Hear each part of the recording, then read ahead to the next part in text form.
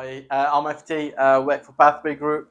I've been working here for 2.5 years. My role is mainly working with learners, making sure to put them on the right courses, the right apprenticeship, and also dealing and working with employers, making sure I get the right sort of candidates for the vacancies. Thank you. Hi, my name's Khadija.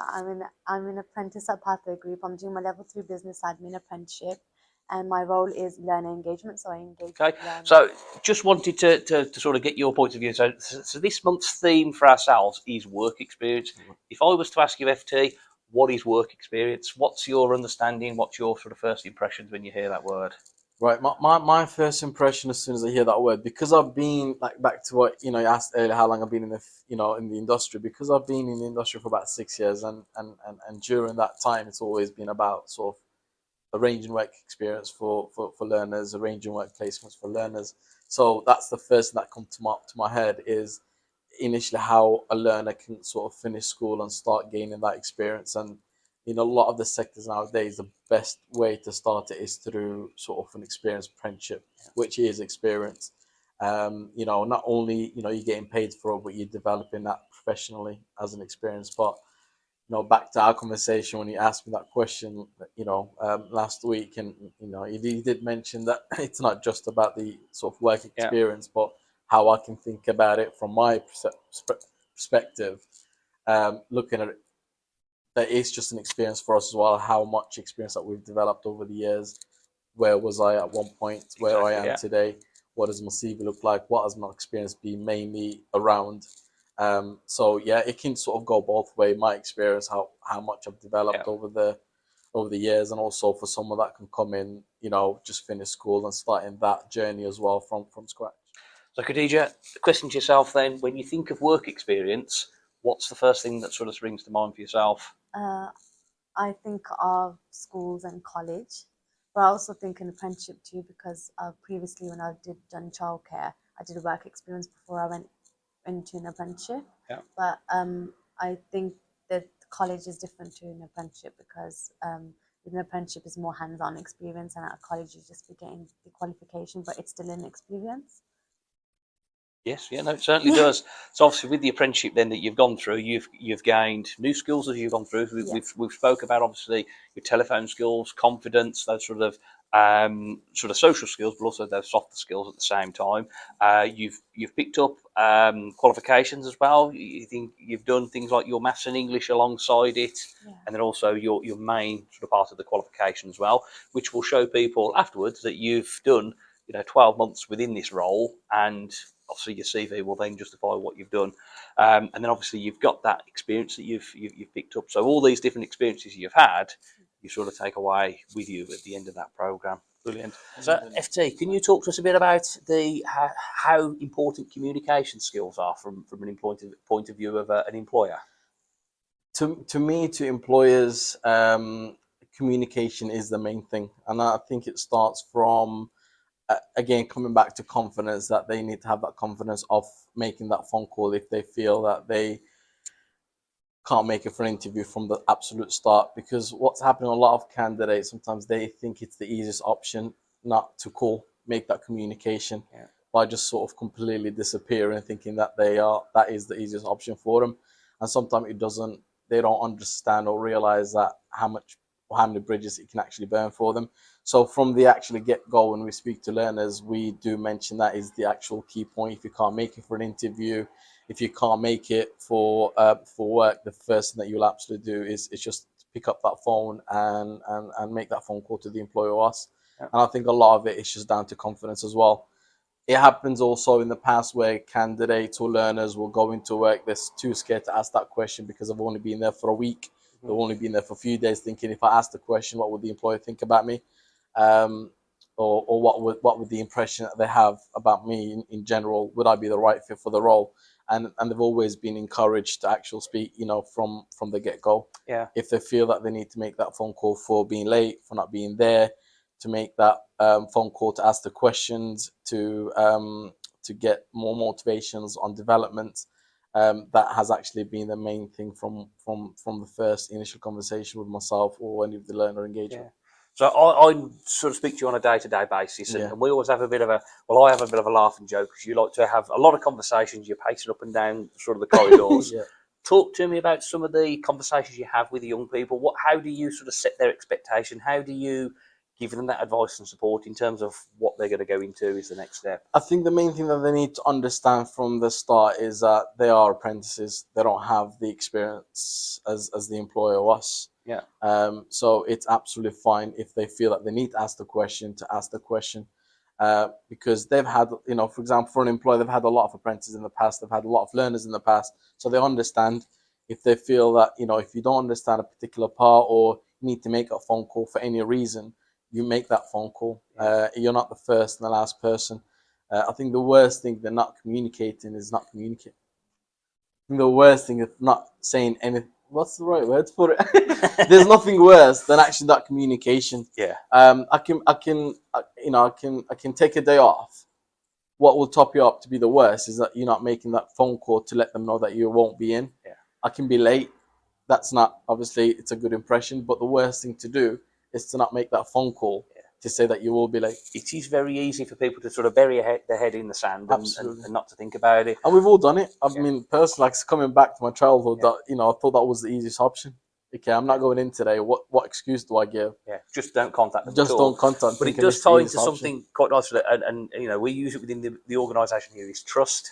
Yeah. And I think in many ways where you've got an employer, they've got that relationship with that young person or any employee really, where you don't communicate something at the right time to the right people, you're sort of damaging that level of trust, or you're not earning that trust and respect at the same time. I mean, and it works for us. So if I'm working with someone, we set an interview, for example, they don't go for that interview, they don't communicate, they lose that trust. So if we get another opportunity, it can be just that they don't feel it's right for them because of distance, thinking it's the best option is just not to make that phone call. Yeah. I don't know what was going through their head. So we mentioned this one from day one. If you feel that you need to call us for any reason, if it's not for you, make that phone call because, like you said, it is about trust. It might not be for you, this employer, but literally a day later we can have the perfect employee for you. And just from the fact that you did not make that phone call, I don't know if I should trust to send you to this employer, or would you repeat the same management then? Same so where you think of your punctuality, did you have any times previously where you've struggled to get into work, and these are things that you've developed? Yeah, I think I have developed that a lot more. Okay. When it comes to like my qualification work, I choose like a whole day to complete my work in one day, so I can manage my time better. I can work towards deadlines as well. Yeah, it makes it easier for me. Do you like to use task lists as well within your role? Yes, I do. So I love a good task list. You can go through it. You can put a big with a highlighter straight through it, or a big cross at the end of it. It makes a difference then. So let's talk a bit more about your professional growth. So what sort of things are you doing now within your role that you probably wasn't doing before? What do you feel more confident in doing now? So I think phone calls. So when I first started, I was a little bit hesitant to get on the phone. But I think now I just don't stop talking on the phone. Like I can talk a lot more, and I think FT is in nodding here. We've got video evidence of that as well. You understand what you're doing as well. Yeah. It just makes that phone conversation a lot easier. Yeah. And it's like the same with me. I don't know what I'm talking about, then I just want to wrap that conversation. Yeah. No, I completely agree with it. Good.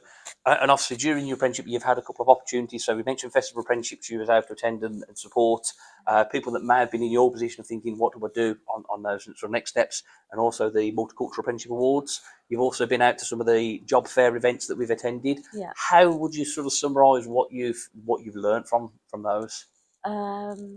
Networking with other providers and talking to people that would come to the events. Helped with my confidence because I was able to talk about our organisation. Good. They are good experiences. It's good experiences, and sometimes it's nice just to talk to other people and know what you're doing is actually what other people are doing as well. So it just sort of reaffirms what it is that you are doing as well. Just to move the conversation on to sort of feedback and performance then. So I know during your apprenticeship, you'll have received a lot of feedback from managers and also your tutor. What's been your experiences of that, and how have you used that feedback to then improve what you're doing? I once received a great feedback from a learner. I supported my colleagues in placing that learner into an apprenticeship, and he was also one of our learners at the restart. I helped him get into an apprenticeship, and he gave me really good feedback. And then my manager sort of had a little meeting with me, and she explained how that is a good thing, and that helped with my confidence. It helped with actually motivated me to do better as well. And then after that, there was another time where an employer was contacting us. My colleague was off sick, so I supported her with the getting learners in for interviews, and that that helped me develop my skills as well, enhance my knowledge, because I wasn't sure how to do that. But during that week, I learned. Tell me then about how you've observed apprentices and how they've developed skills. Okay, so obviously for me, it was more I was involved in programs also outside apprenticeships, which is a pre-apprenticeship programs, where they actually start from zero experience, never done anything, any work, any training at all. So there has been that sort of feedback where we've seen candidates coming in from sort of a pre-apprenticeship program, class-based, start work placements, progressing into an apprenticeships, and obviously I'm talking to employers now who actually started as placements and managing. Okay. Interviewing candidates I'm actually referring to for apprenticeships as well. So I have seen few that have actually moved from absolutely no experience to where they're now fully in charge of where they are sort of based. Okay. So when you think of the pre-apprenticeship program Mm. and the young people coming to the sort of the classroom environment, Yeah. what are they developing? What skills are we looking to? Main thing give for them is just confidence. It's mainly just sort of dealing with people, getting overcoming barriers such as shyness, just sort of dealing with people in general, but also working with employers because all they're used to is sort of just friends at college and schools. But when they're actually going out there professionally, there's a lot of habits that they need to overcome, and there has been a lot of developments that I've seen throughout. Okay. Can you give me any examples of those sort of developments that people have had? I know you mentioned confidence. Yeah, How do you look at giving them that confidence? What sort of skills are you looking to equip them with? placements. They've started obviously doing unpaid placements with employers where they know that they're not getting that much pressure because they're not employed directly.